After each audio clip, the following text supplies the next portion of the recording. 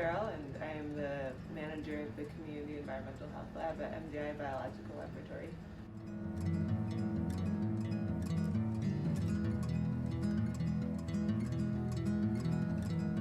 Most people think of pollution as visible things that you pick up like on the side of the road, or maybe like a lobster buoy on the shore or rope.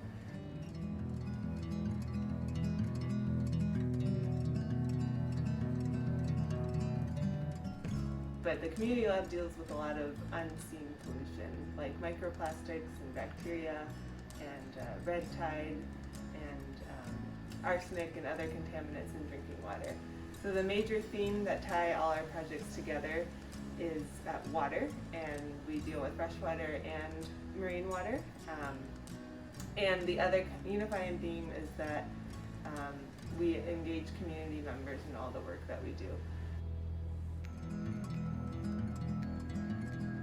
The Department of Marine Resources Harmful Algal Bloom Volunteer Monitoring Program is one of the programs that we are involved with.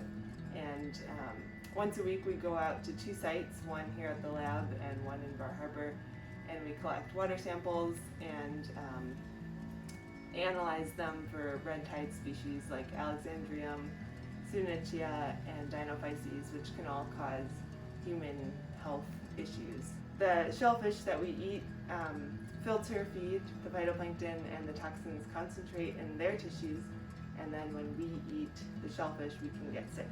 So this program is kind of the front line for monitoring what's in the water and what could be in the shellfish.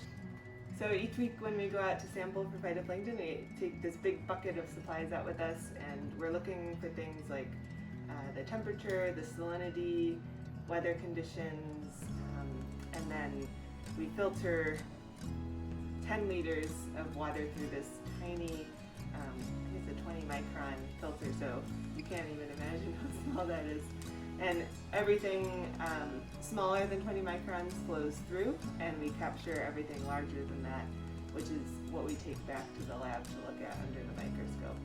One of the important indicators of water health is dissolved oxygen, which is as the name suggests, the amount of oxygen that is in the water available for fish and other organisms to breathe. We test it using this chemical kit, and you take a whole water sample, so water that hasn't been, it's just straight from the ocean. And after you add a series of chemicals to the water, it gives you a number in parts per million, and that's the level of dissolved oxygen that's in the water. And so you want it within a specific range.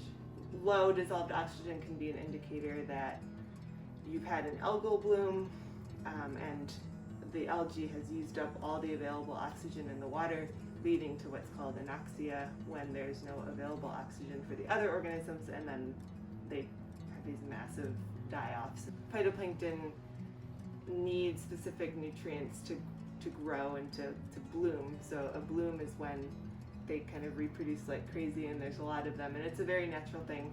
They rise and fall in populations. If there are too many phytoplankton, then we get those anoxic conditions. So for the Made Healthy Beaches program, we go out weekly and collect water samples from the beaches, and we're looking for Enterococcus bacteria, which is a fecal indicator bacteria, which comes from mammals and indicates the presence of poop, basically. And that can be from, say, beavers up in the watershed, or more often than not, it's related to a dog that might have pooped on the beach and the owner didn't clean up after it, or a child with a leaky diaper that's swimming in the ocean. So even small little things like that are important to take care of. All the data we collect is communicated back to the public. So Made Healthy Beaches has a public website that you can check for beach conditions to see how the levels of bacteria are and whether or not it's safe to swim there. The phytoplankton data is used to make decisions about whether to close the shellfish area or not, preventing people from consuming shellfish harvested from certain areas that might have this toxin in them. We also store a lot of our data publicly on this website called AnecData.org that we actually developed here in the Community Environmental Health Lab. So Kate Bailey is our systems developer and co-creator of AnecData.org. AnecData morphed into a citizen science website that's used all over the world now for projects from litter cleanups and water quality projects and watershed projects to art projects and sea level rise projects. So it just, all sorts of things are on that website. We've created an art meets science project called From Debris to Art, and we welcome you to find a piece of trash on your beach or in the park or wherever you might be, it doesn't matter where it's from, and turn it into a piece of art. And so you can watch Mariah's process and how she turns trash into art, and you can mimic what she does or you can come up with something completely new. And we invite you to upload your creations to the From Debris to Art project in AnecData.org and showcase what you've come up with and see what everyone else has come up with too.